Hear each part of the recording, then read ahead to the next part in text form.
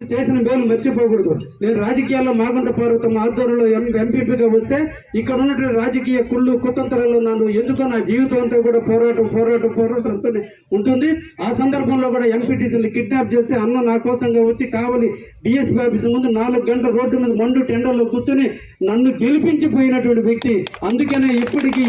కూడా నేను ఎక్కడైనా గర్వంగా చెప్తున్నా నా రామనాయుడు గారి శిష్యుడని. అందుకనే ఆయన అవటం ఈరోజు ఈ గుడి ఇంత అభివృద్ధి చెందడానికి కారణం కూడా ఈ సందర్భంగా తెలియజేస్తూ ఎప్పుడు కూడా వారి ఆశీస్సులు ఈ ప్రాంతానికి మెండుగా ఉండాలని ఈ ప్రసన్న వెంకటేశ్వర స్వామి మీ చేతుల మీదుగా దినదిన అభివృద్ధి చెందేటట్టుగా మీరు ఎప్పుడు కూడా మా ప్రాంతం మీద మనసు పెట్టాలని ఈ సందర్భంగా కోరుకుంటూ ఆయనకి ధన్యవాదాలు తెలియజేస్తూ మీ అందరికీ కూడా ఆయన వస్తున్నాడు అనగానే మీరు అందరూ కూడా స్వచ్ఛందంగా అందరూ కూడా వచ్చినందుకు కొంత కార్యకర్తలకి బీజేపీ జనసేన తెలుగుదేశం కార్యకర్తలందరూ కూడా ధన్యవాదాలు తెలియజేస్తూ మనం 5 గంటలకే పూర్తి చేద్దాం లైటింగ్ లేకుండా అనుకున్నాం, కానీ లైటింగ్ వేయబట్టి అదృష్టం